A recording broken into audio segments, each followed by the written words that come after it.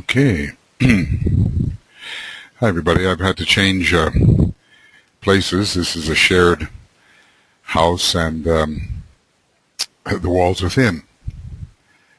So we're moving on to Esoteric Astrology Adventure 79, Part C, and we've just seen a very interesting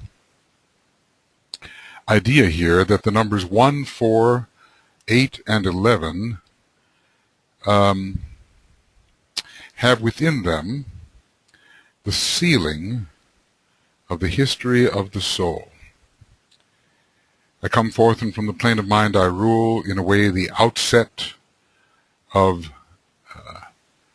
soul life, connected with Aries and the first ray. And then we have the embodiment in incarnation, the focusing of energy, as it is called here, focused impulse in Cancer. So this is the actual embodiment of the mental impulse that begins upon the plane of mind, the going forth with Aries.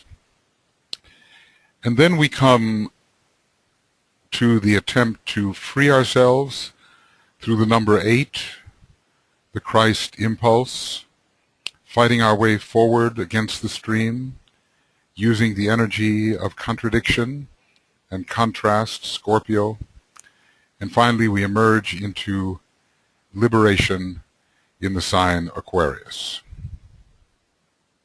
Okay.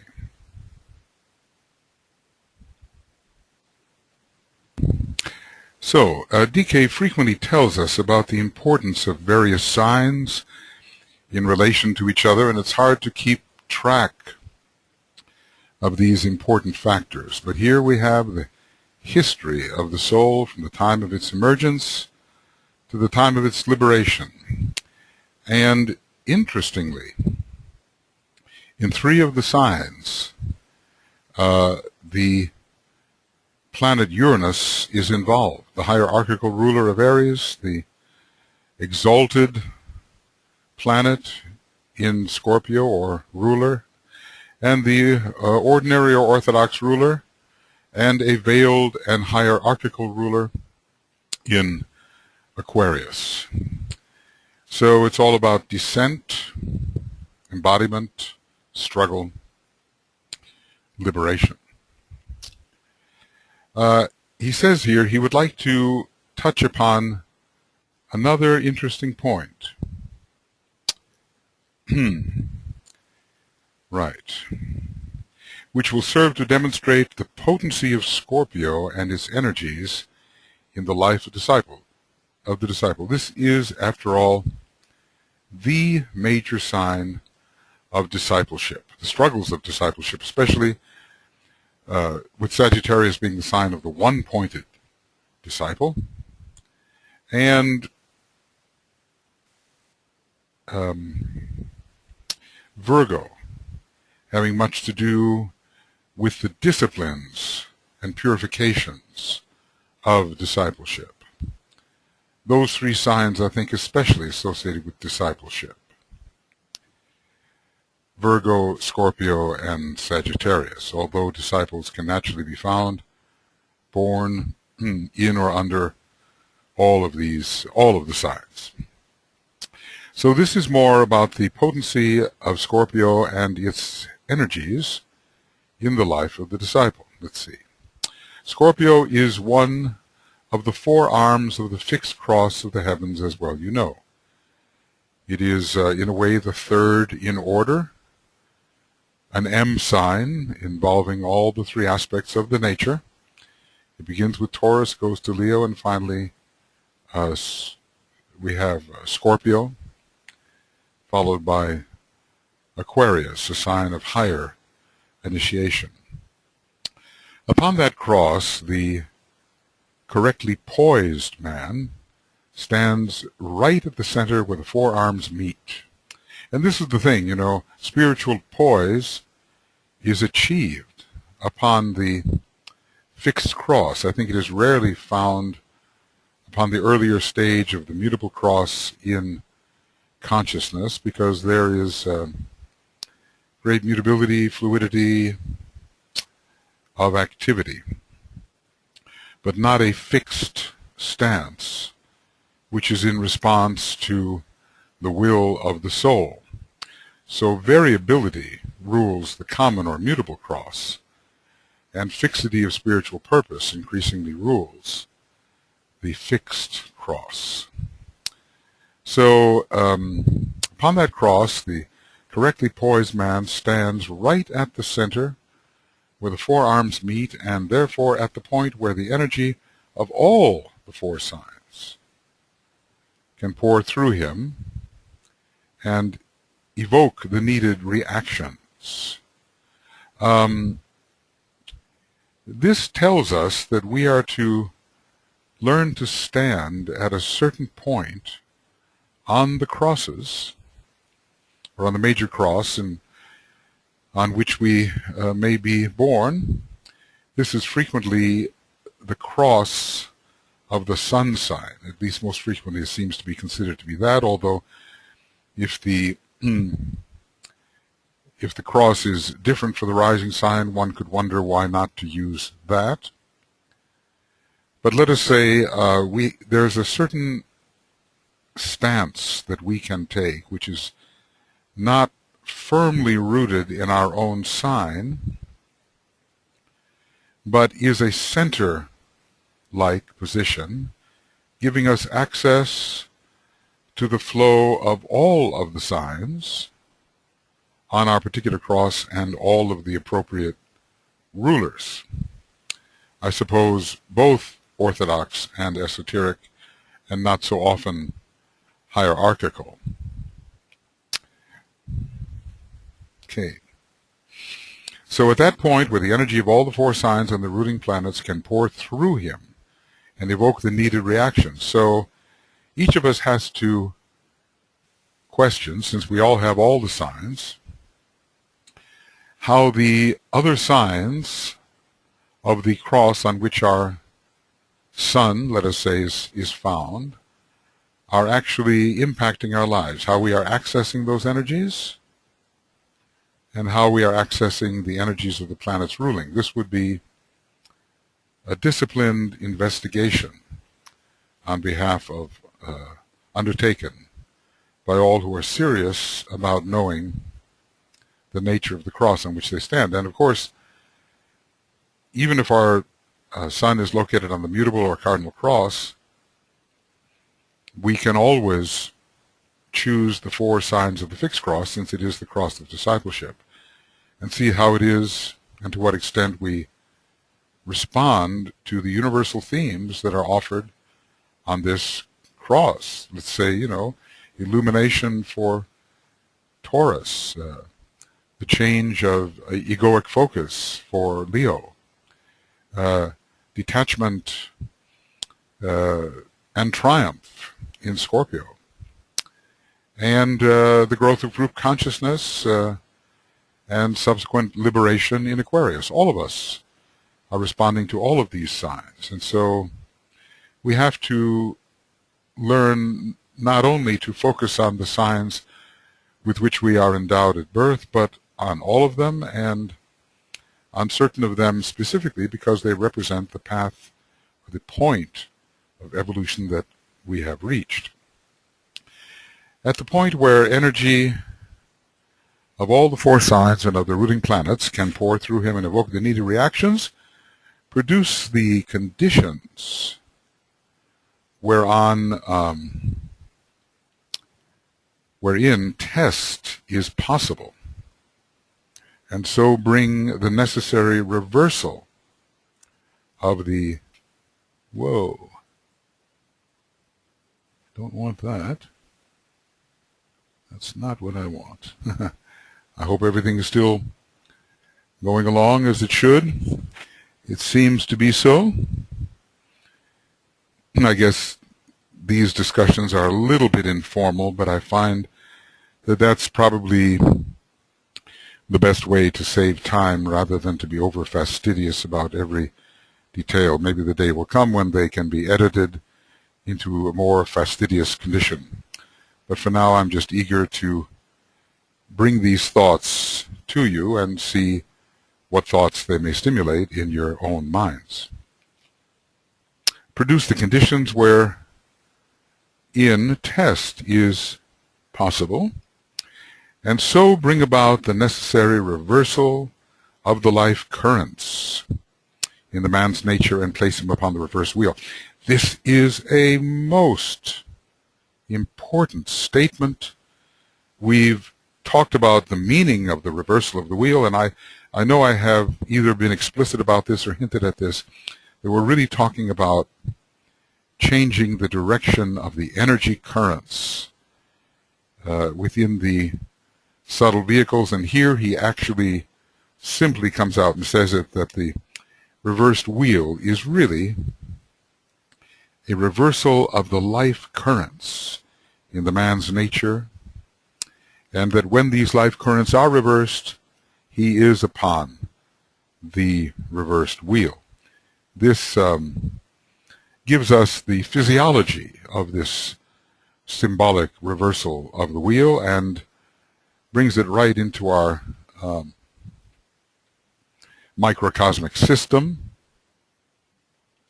which is making it very practical.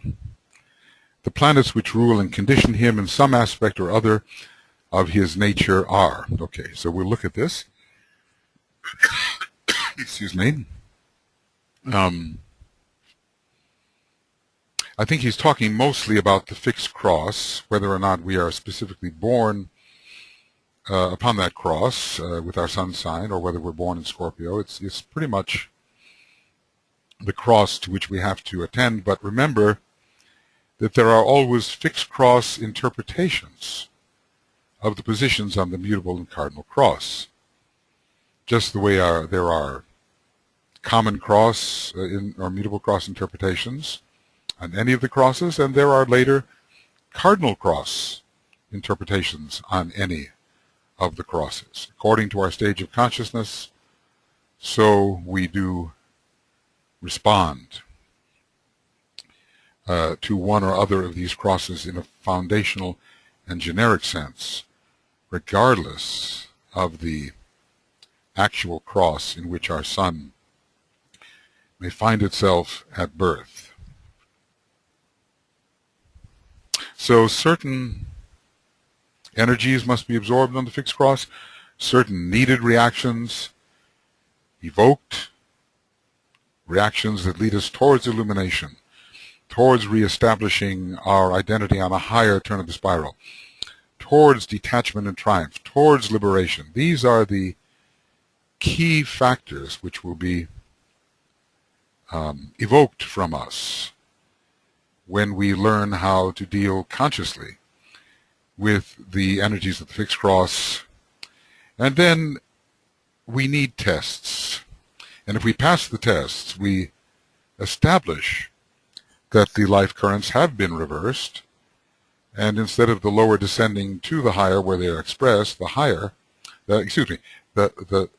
descending to the lower where they are expressed, the lower ascend and are drawn up, sublimated, and find a higher spiral of expression subject to the higher aspects of a man's nature. So our Hydra, our personality, our 666 is raised up into heaven, which is the general field of the expression of man's spiritual energies. And the man finds himself redeemed, definitely upon the reversed wheel. Some good thinkers along this line have said this occurs after the second initiation, really, but there are some earlier reversals. Let's say the activity that takes place in the fifth petal of the egoic lotus accounts for a definite, though incomplete, reversal. There's definitely an aspect of the man which is now always turning towards the spirit, no matter how much there may be a backward drag upon him through the unredeemed aspects of his nature. If we start the first petal of the egoic lotus with Pisces and move clockwise, we will interestingly find Scorpio at the fifth petal. If we start with Aries and move forward, we will find,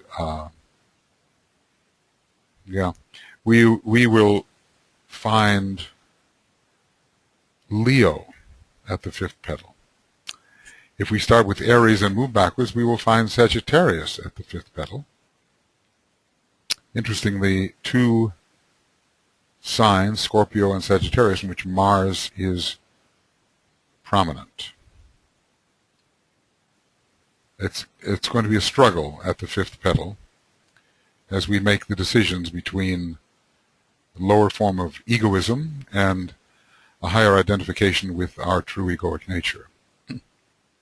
Anyway, the planets which rule and condition him in some aspect or other of his nature are, okay, so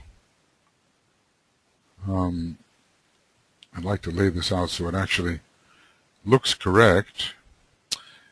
The planet, the sign, the ray, and interestingly the school. Orthodox, esoteric, and hierarchical planets represent three schools, or three fields of activity.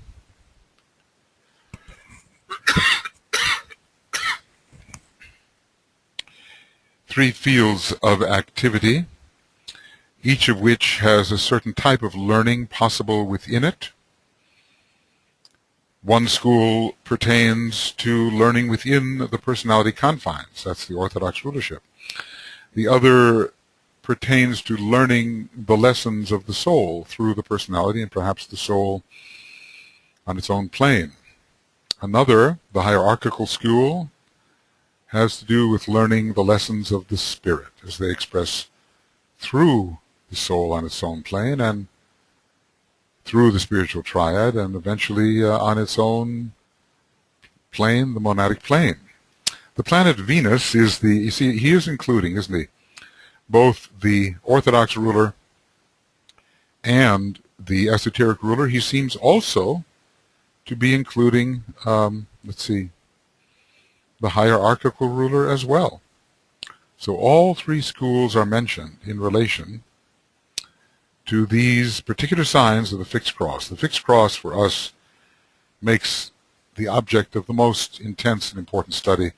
I think we will all find, regardless of the sign in which we are born or under which we are born, that is the rising sign, that fixed cross issues are with us. The growing of the light, the changing of the sense of identity, the necessity to triumph over our shadow, over our hydra, and finally some liberation into group consciousness. So Venus is the planet, its sign is Taurus. Venus thus gives access to Taurus, a lesser being giving access to a greater.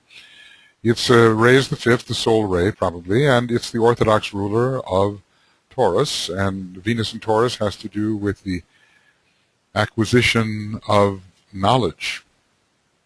Under the fifth ray, later in Leo it's justified, the justification of knowledge.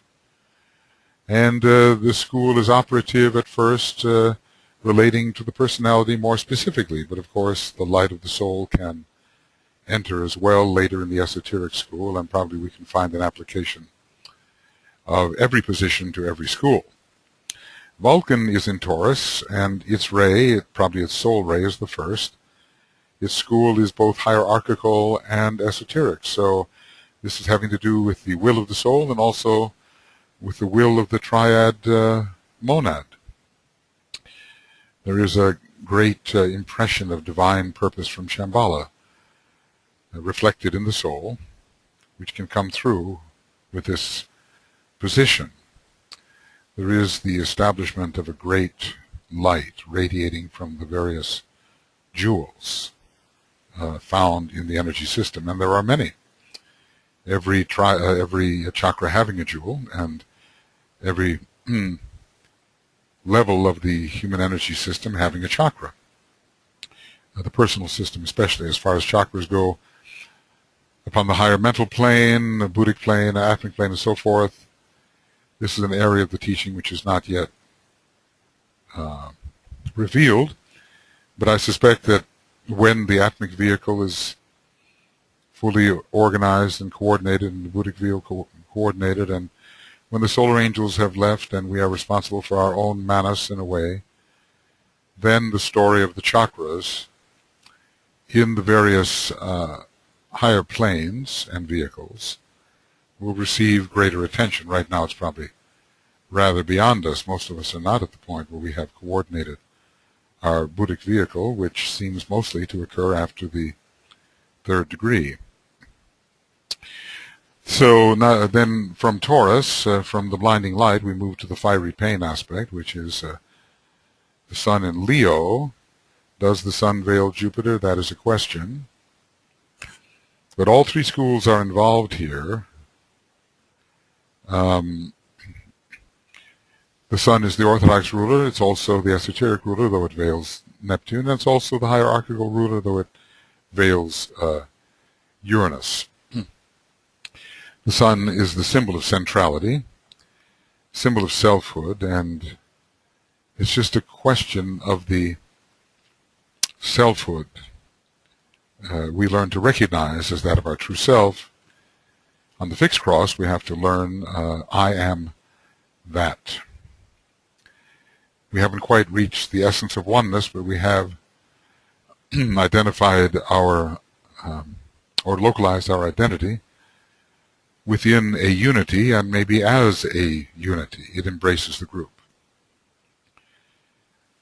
So these are the energies, standing upon the fixed cross, which all of us must learn to absorb, regardless of what our particular horoscope says. And we probably can find the ways of interpreting the fixed cross within our horoscope, whether or not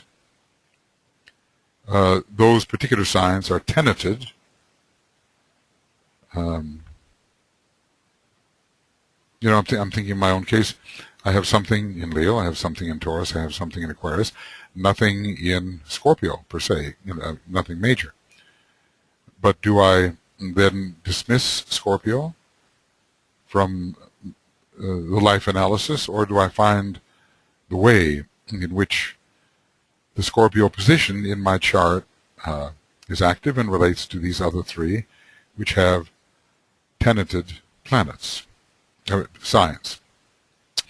So Mars is the planet, Scorpio the sign. Its usual ray, probably the personality ray, is the 6th.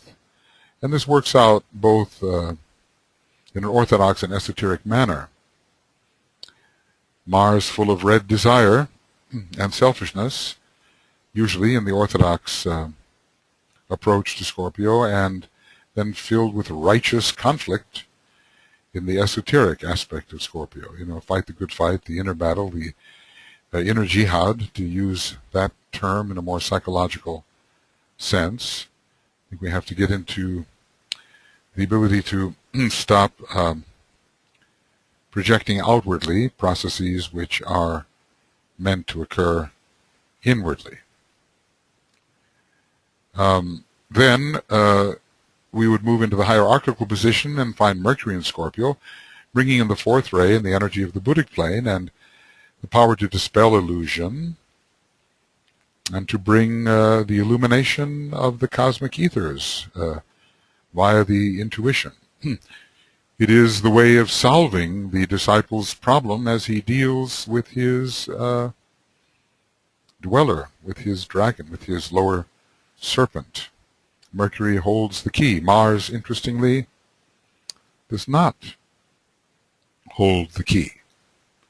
I seem to want to line all this stuff up, if I can. A little bit here. See how that works. It clarifies the mind somewhat to have visual alignment looking somewhat neat. So, a great liberation is occurring because of the work of Mercury in relation to Scorpio. You know how DK clusters certain related items. He clusters the signs which share in one way or another the same ruler and tells the story of their relationship. In the case of Mercury, we would have Aries, esoteric ruler, Gemini, orthodox ruler, Virgo, orthodox ruler, and Scorpio, hierarchical ruler. Those four signs would be clustered due to their relationship to Mercury. With Leo, we seem only to have, for instance, the Sun in relation to Leo, but we would perhaps also have to include Aries, because it has the exaltation of the Sun, and so forth. There are many ways of isolating clusters of related astrological factors which are worthy of study and will reveal deep secrets given time and penetration. Now we come to Aquarius. We've gone from blinding light to fiery pain to bitter woe, and now liberation, which of course does not mean that all Aquarians are liberated. Uranus is the planet, Aquarius the ruler, and it's bringing in the seventh ray, probably on the soul level. I think that's how it goes with DK, that when he has a sacred planet, he's giving you the soul ray. When he has a non-sacred planet, he's giving you the personality ray. And as far as the monadic ray goes, you have to pretty well either guess or go to some unaccentuated references which can be found here and there, which seem to tell the story. So it's the Orthodox school, this most unorthodox planet in the Orthodox school. But we do remember that Uranus does rule the scientific mind, not only the occult mind, and that it is operative in the thinking of the average scientist, which is pretty well within the personality field. Jupiter is the esoteric ruler of Aquarius. It's bringing in the second ray in the soul sense, yes, the esoteric school. And the moon, a very non-sacred aspect of our planetary scheme, is conveying the fourth ray. From where? From where? From perhaps a non-sacred fourth ray planet, which it veils. It does veil a planet, and not one of the usual ones. And he does pretty well give us all of the non-sacred planets are hierarchical rulers after all. Mars of Sagittarius, the Earth of Gemini, Pluto of Pisces, and here's the Moon. The Moon, the hierarchical ruler of Aquarius, but really, as we know, veiling three all-important planets, Vulcan, Neptune, and Uranus, and perhaps distributing the energy of this non-sacred second-ray, fourth-ray planet, whatever it may be. So the Moon is connected with liberation in the hierarchical position because it yields the thoroughly integrated and transfigured personality that can respond to this combination of Vulcan, Neptune, and Uranus. And so these are the astrological signs and planets to which we must all respond when we stand at the center of the fixed cross. The first ray is there, second ray, not third. Fourth ray is there, fifth ray is there, sixth ray is there, and the seventh ray is there. Everything except the third ray, which is symbolically interesting. Because if we're going to triumph over the dragon, whose number is 9, is the essence of the opposition offered by that aspect of ourself which is ruled by the third ray. Now, of course, all of this has to be demonstrated on the dense physical plane, and Scorpio is an M sign having to do with matter, and it gives us the sense of threeness. So the demonstration has to be made there. But it's a demonstration over the third ray. It's also interesting in this respect that of all of the soul rays of countries which DK has given us, not one of them has the third ray at this time. Third ray personalities, yes. Third ray souls, no.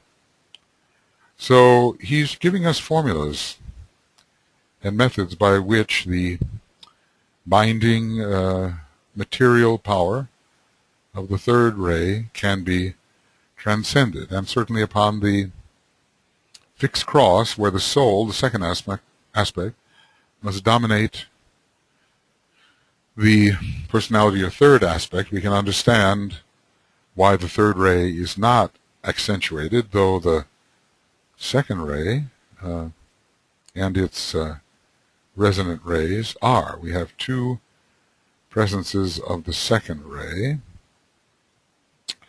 1, 2, 3 of the, or is it 2 of the fourth ray? 2 of the fourth ray, 1 of the fifth, and 1 of the sixth, 1 of the seventh, and 1 of the fifth. The only hardline rays, well, let's see, the third is the only hardline ray not mentioned, and the predominance is with the second ray and the fourth ray. Interestingly related to what humanity is one day to become and what the West now is. The second ray soul and the fourth ray personality. Okay. So that's the occult movement from the east to the west, producing the 2 and the 4. And humanity, whose rays now may be more like 4 and 5, will become 2 and 4. So I guess all of us have to learn simply, over time, how to stand at that position in the fixed cross,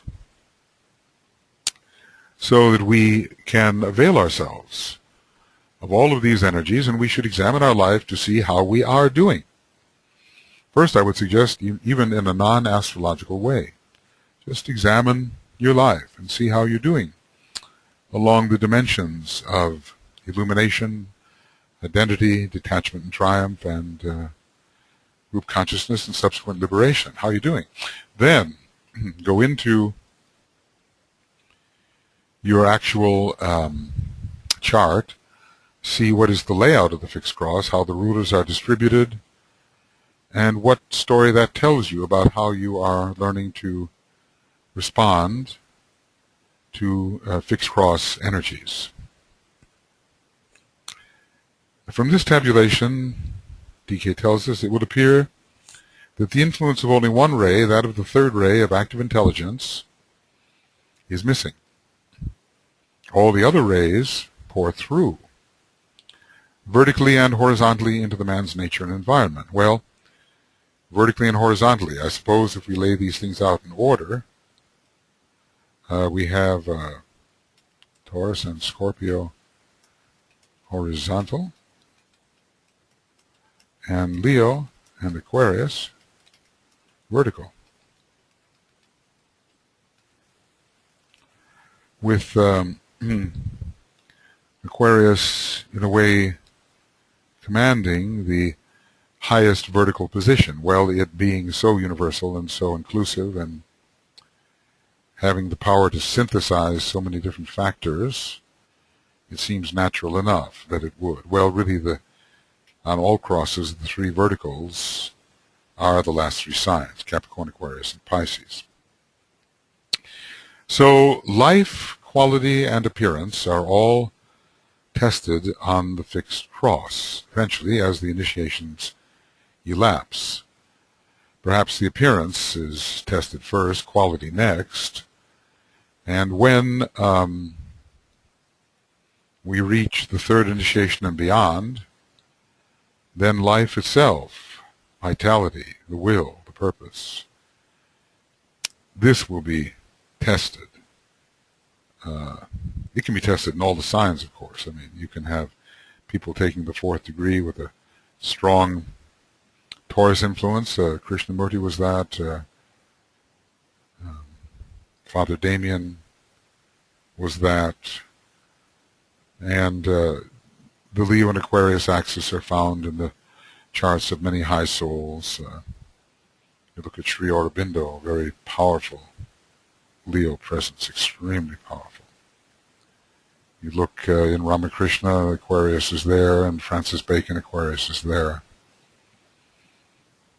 And Scorpio too will take us at least to the 3rd degree, and then perhaps in a different way into the 4th. Its peculiar testing presence in relation to the 3 vehicles may not be there, but Scorpio may test our attachment to the causal body. It's a different kind of testing.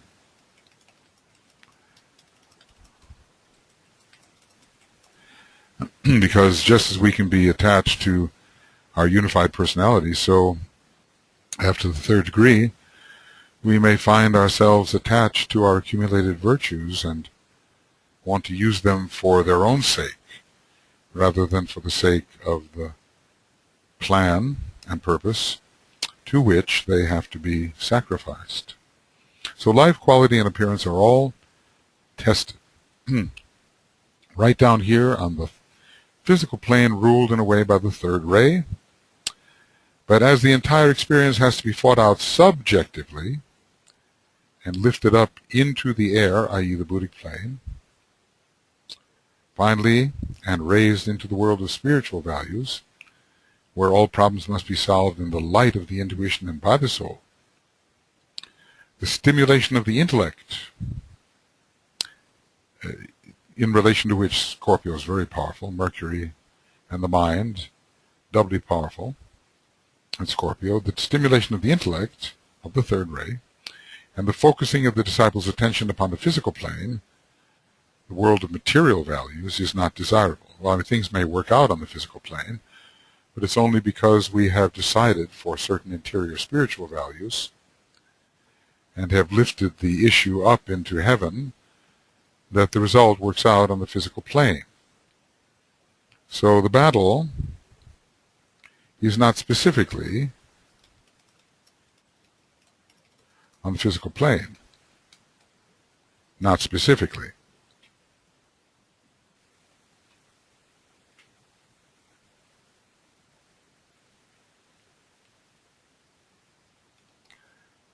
Okay, moving on here. Just had a little interrupting phone call, which may have come out on the audio part, but in any case, the intellect, the stimulation of the intellect, which is already very strong in Scorpio before a certain point, in the dispelling of glamour and the bringing about of a degree of illumination, is no longer required.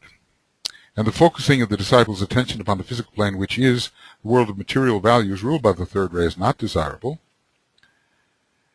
Although, as I say, the disciple has to prove right here on the physical plane that these spiritual values can work through physically. So, although we don't have, for Scorpio, the 3rd ray involved, the final test will not be passed unless that which is worked at subjectively,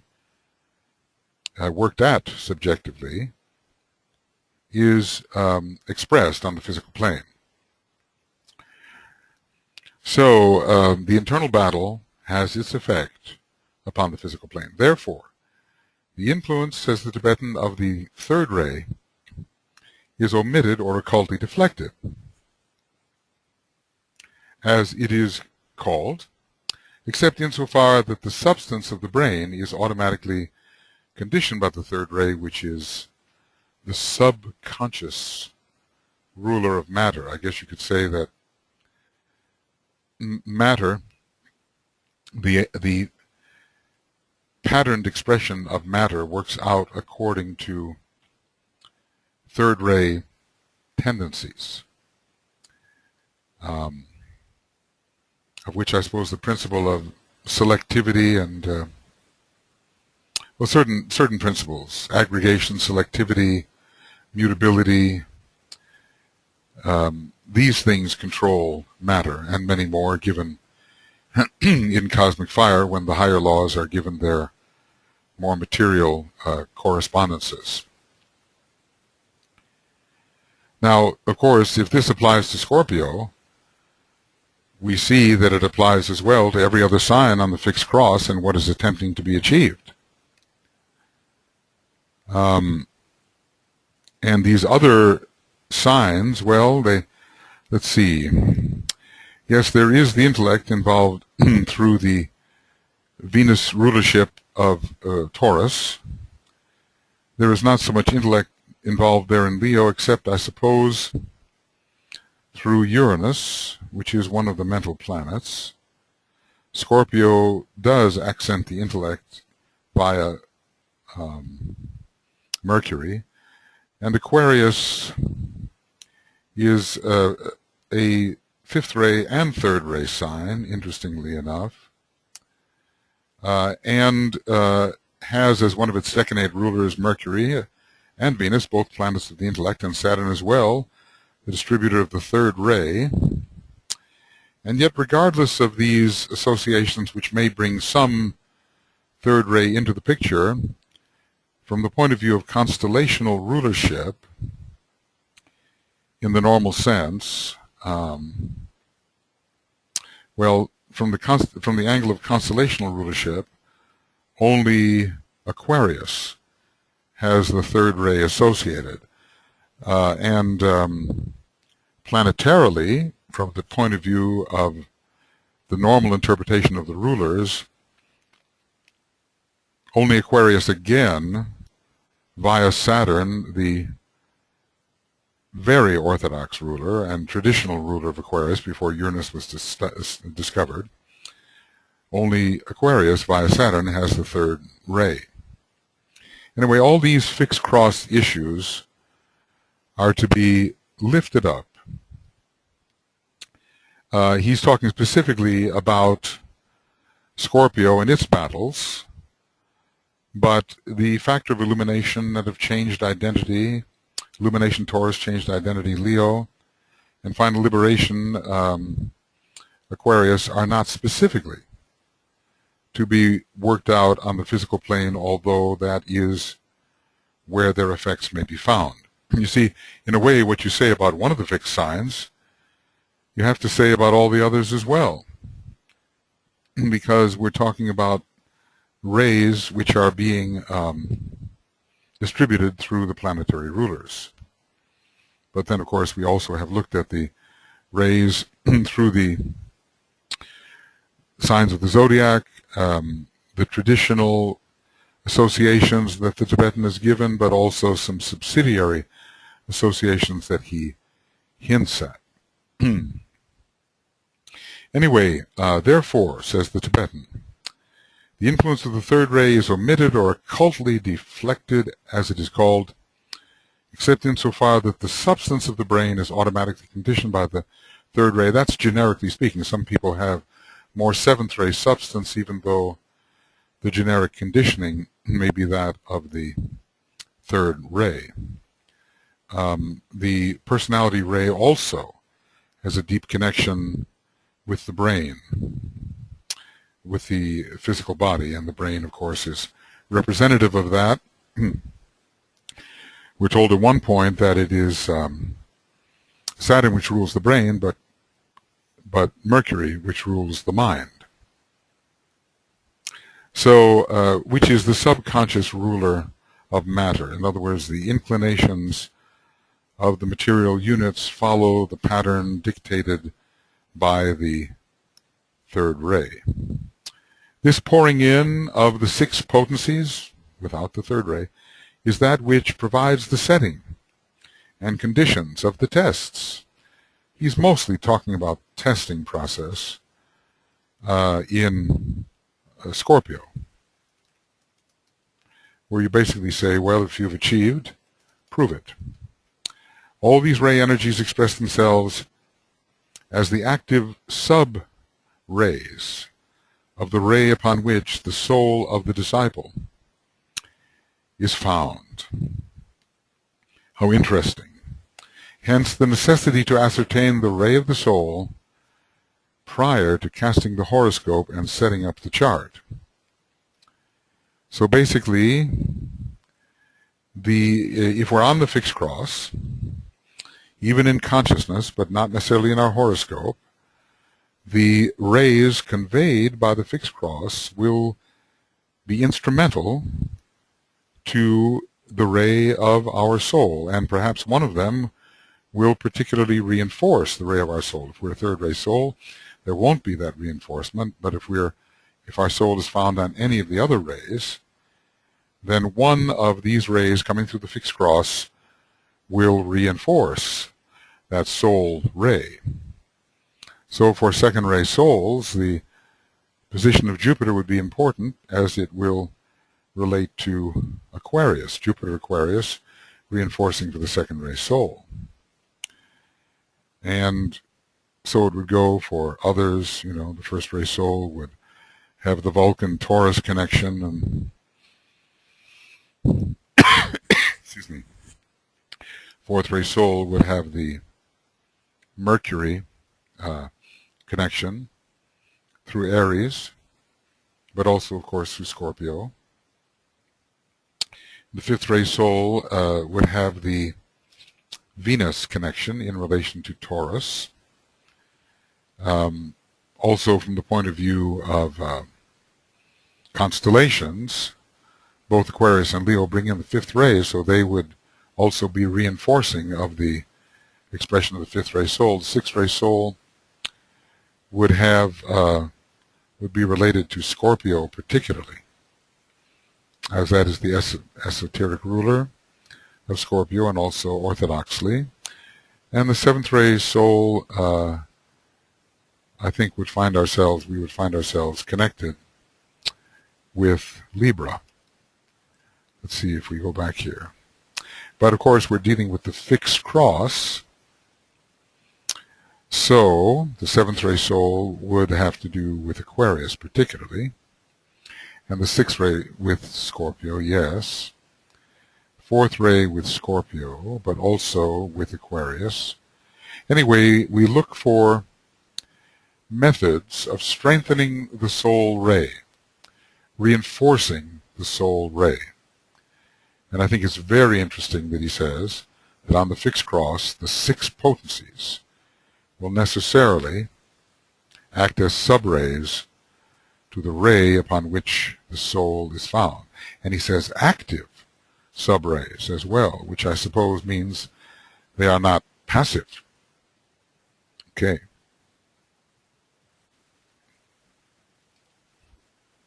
Right.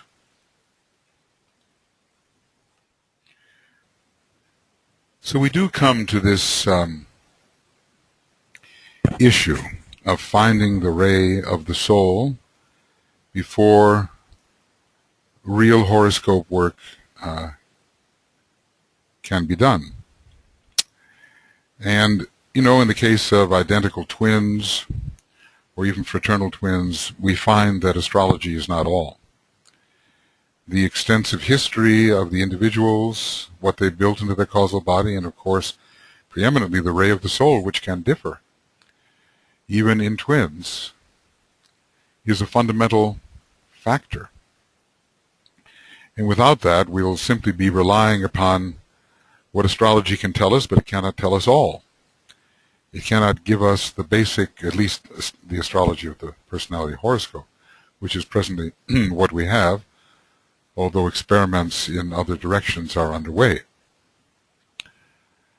So by other means, which are not necessarily horoscopic, we must, we cannot force the ordinary horoscope to attempt to tell too much. Otherwise, again, we fall into that pattern of having a theory and forcing the theory upon life. It may be later that when we have the horoscopes of many people whose soul rays are definitely ascertained, we will see certain patterns in the horoscope, which over and over again will indicate that thus and such is the soul ray involved. But as stated, we can see that almost identical horoscopes of twins, even born by cesarean section 1 minute apart, that their soul rays are different. And this is maybe even more the case in fraternal twins of the same or different sex.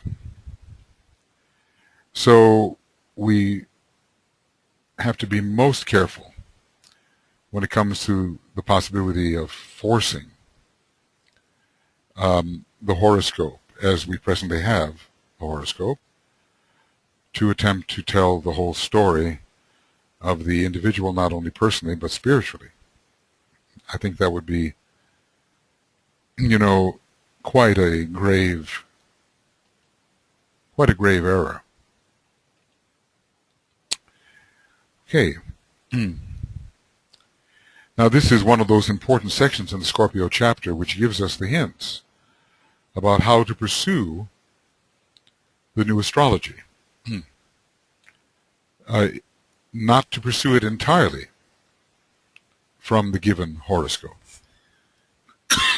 Excuse me. Though that horoscope is undoubtedly very fruitful of important indications. So this is bringing DK to 2 points about which he says I would like to speak a word. In dealing with the horoscope of the personality and with the average non-aspiring man, because that would really be all we could deal with, because since he is non-aspiring, the influence of the soul will not be very prominent and certainly not conscious as soul influence. So in dealing with the horoscope of the personality and with the average non-aspiring man, the astrologer should endeavor to discover the personality ray from a study of character, of the physical indications, which are definitely there in indicating the personality ray. Remember how closely the nature of the physical body corresponds to the personality ray. It's not just a question of having a third or seventh ray physical vehicle, but the personality ray does put its stamp upon the physical vehicle. So we have to study that personality ray. We should at least endeavor to.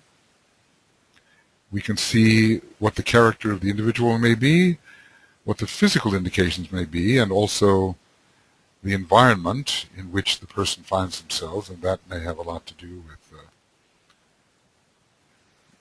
the testimony of the physical nature. In other words, environment may include physical indications, or physical indications may include environment. Study the emotional qualities and the type of mind, because there is definitely going to be an overlay there. The qualities of the personality ray will overlay upon the various rays of the vehicles and the nature of the environment. Okay, he does get to the nature of the environment. So maybe we can look at that as an independent category. But what is the personality ray? It should be showing through every vehicle. And perhaps especially, well, I guess it depends on the 246 or 1357 line, but I think it will show quite a bit through the physical vehicle and circumstances, just the way the soul ray should show through the emotional vehicle, particularly on the monadic ray through the mental vehicle, if the person is advanced enough for us to notice this, or we are advanced enough to notice it. So then the astrologer, he will then be able to lay out a far more useful chart, than just randomly interpreting a chart without knowing what the personality ray is.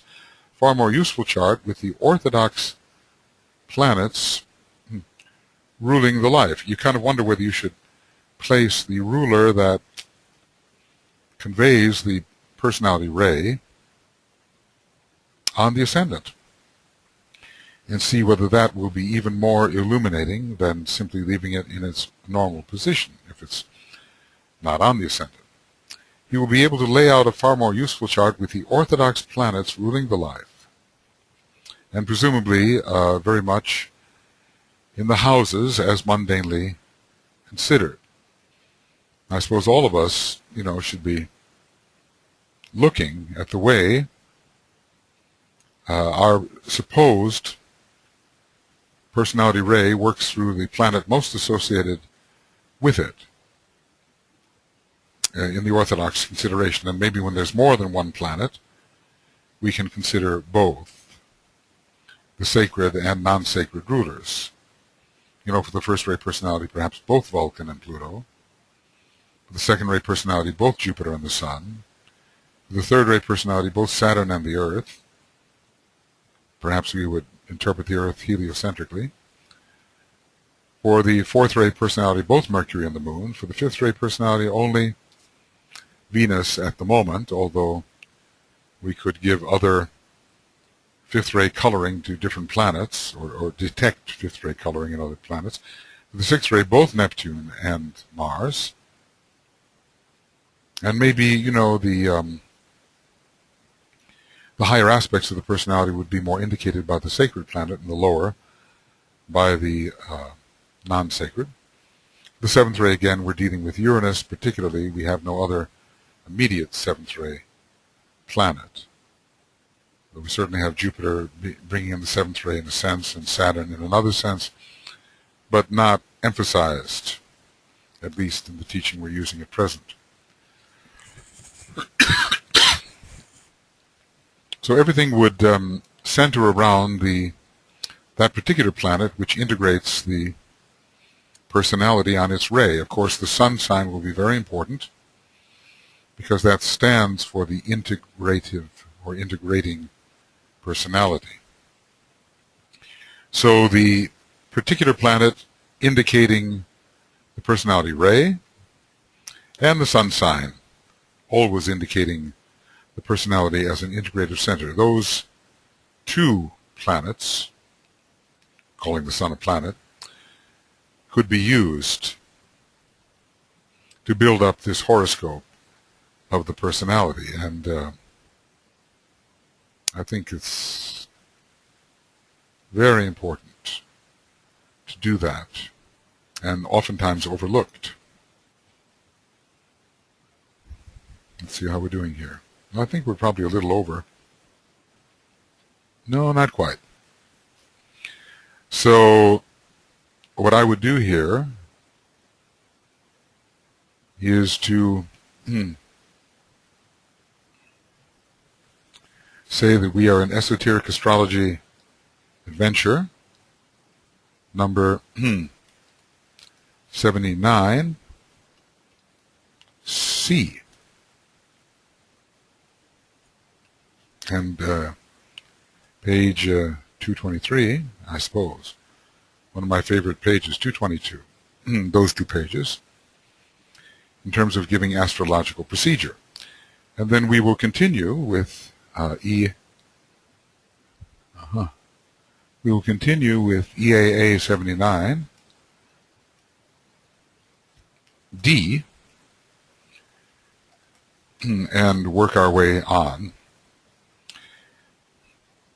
So this brings us then to a kind of conclusion